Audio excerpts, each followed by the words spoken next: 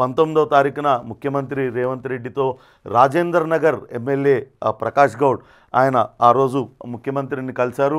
ఈరోజు మనం చూసినట్లయితే 23వ తారీఖు ఈరోజు ఫోటో ప్రకాష్ గౌడ్ని మనం చూస్తున్నాం. కేటీఆర్ రోడ్ షోలో పాల్గొన్న సమయంలో ఆయన కూడా ఆ రోడ్ షోలో ఆయన కూడా పాల్గొన్నారు. ఈ 19వ తారీఖు 23వ తారీఖు మధ్య ఏం జరిగింది? పార్టీలో చేరతానంటూ సమ్మతం తెలిపిన ప్రకాష్ గౌడ్ ఎందుకు పార్టీలో చేరకుండా వెనక్కి జరిగారు అనే దానిపైన రాజకీయ వర్గాల్లో చర్చ జరుగుతుంది. ఇటీవల కాలంలో పలువురు నేతలు అటు బీఆర్ఎస్ను వీడి కాంగ్రెస్ పార్టీలో చేరారు. అటు sitting MLA Khairatabad MLA Danam Nagender, అట్లనే కడియం శ్రీహరి స్టేషన్ గన్పూర్ ఎమ్మెల్యే వీళ్ళిద్దరూ కూడా చేరారు.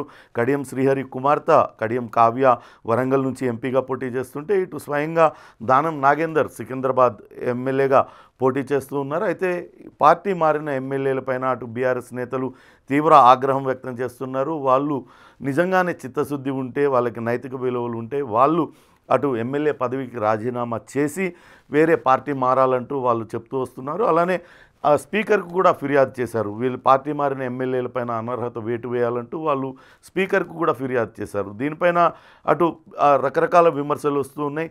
గతంలో పార్టీ మారిన ఎమ్మెల్యేలు ఏదైతే టీడీపీ నుంచి కావచ్చు, కాంగ్రెస్ పార్టీ నుంచి గెలిచిన ఎమ్మెల్యేలను అటు బీఆర్ఎస్లో చేర్చుకున్నారు. ఆ సమయంలో ఈ నైతిక విలువలు ఏవి కూడా గుర్తు రాలేదా అనే విమర్శలు కూడా వస్తున్నాయి. అయితే మనం ప్రస్తుతం ఈ 2 ఫోటోలను చూద్దాం. ఆ రోజు 19వ తారీఖున ముఖ్యమంత్రి రేవంత్ రెడ్డిని, ముఖ్య సలహాదారు వేం నరేందర్ రెడ్డిని కలిసిన ప్రకాష్ గౌడ్ తాను కాంగ్రెస్ పార్టీలో చేరడానికి సమ్మతం తెలిపారు. మరి 2-3 రోజుల్లోనే పార్టీలో చేరడానికి రంగం సిద్ధం చేసుకున్నారు. కానీ అనూహ్య పరిస్థితుల్లో ఆయన వెనక్కి తగ్గాల్సి వచ్చింది. ఎందుకు వెనక్కి తగ్గారు అనే దానిపైన అటు సొంత పార్టీ నేతలు కావచ్చు, ప్రతిపక్ష పార్టీ నేతలు, అధికార పార్టీ నేతల్లో రకరకాల చర్చ కొనసాగుతుంది. కావాలనే బీఆర్ఎస్ నేతలు అనర్హత వేటు వేస్తామంటూ బెదిరింపులకి గురి చేసే ఆయనను పార్టీ మారకుండా నిలువరించారనే వాదన వినపడుతుంది. అయితే మరో ముఖ్యమైన వాదన, అటు ఉమ్మడి రంగారెడ్డి జిల్లాలో బలమైన నేతగా పేరున్న సబితా ఇంద్రారెడ్డి ఆమె ఇప్పటికే పార్టీ మారడానికి నిర్ణయించుకున్నారు.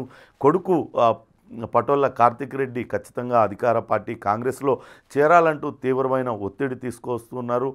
దాంతో ఆమె పార్టీ మారడానికి సిద్ధపడ్డారు. కానీ ఏఐసిసి స్థాయి నేతలు ఆమెను పార్టీలోకి చేరతానని చెప్పినా కూడా వాళ్ళు ఎటువంటి గ్రీన్ సిగ్నల్ ఇవ్వలేదు. ఎందుకంటే గతంలో ఆమెను కాంగ్రెస్ పార్టీలో ఉన్నప్పుడు ఎంతోమంది సీనియర్లు కాదని ఆమెకి హోంమంత్రి పదవి ఇచ్చారు. తర్వాత కాంగ్రెస్ పార్టీ బీఫామ్ పైన గెలిచి ఆమె టీఆర్ఎస్ పార్టీలో చేరారు. అందుకే ఆమె పార్టీలో చేరడాన్ని కొంతమంది అడ్డుపుల్ల వేశారనే చర్చ కొనసాగుతుంది. అయితే ఈ ప్రకాష్ గౌడ్ ఇష్యూలో ప్రకాష్ గౌడ్ 19వ తారీఖున ముఖ్యమంత్రి రేవంత్ రెడ్డిని కలిసిన తర్వాత రాజేందర్ నగర్లో ముఖ్యమైన కార్యకర్తలతో ఒక సమావేశాన్ని ఏర్పాటు చేశారు. పార్టీ మార్పు నిర్ణయాన్ని ఆ కార్యకర్తలకు అందరికీ వివరించి పార్టీ మారితే ఎలా ఉంటుందనే దానిపైన చర్చ జరిగింది.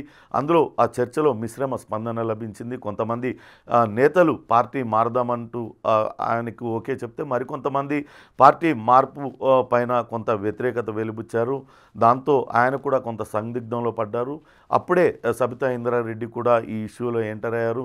ఒక్కొక్కరుగా మనం అధికార పార్టీలో చేరితే మనకు తగినంత వెయిట్ ఉండదు కాబట్టి ఉమ్మడి రంగారెడ్డి జిల్లాలో పార్టీ మారడానికి సిద్ధంగా ఉన్న ఇతర ఎమ్మెల్యేలతో కలిసి కనుక మనం పార్టీలో చేరినట్లయితే మనకు కొంత బలం ఉంటుంది అంటూ ఆమె బుజ్జగించడంతోనే ఆయన కొంతవరకు వెనకడుగు వేశారు అనే వాదన వినపడుతుంది. కానీ ముఖ్యంగా అటు బీఆర్ఎస్ నేతలు వాళ్ళు బెదిరింపులకి గురి చేస్తున్నారు. ఖచ్చితంగా ఎంత దూరమైన న్యాయ పోరాటం చేసి ఎమ్మెల్యే పదవి నుంచి అనర్హులుగా వాళ్ళని తొలగించేలా న్యాయ పోరాటం చేస్తామంటూ బెదిరింపులకి గురి చేయడంతోనే రాజేందర్ నగర్ ఎమ్మెల్యే ప్రకాష్ గౌడ్ పార్టీ మార్పు పైన వెనకడుగు వేశారనే గుసగుసలు అయితే వినపడుతున్నాయి.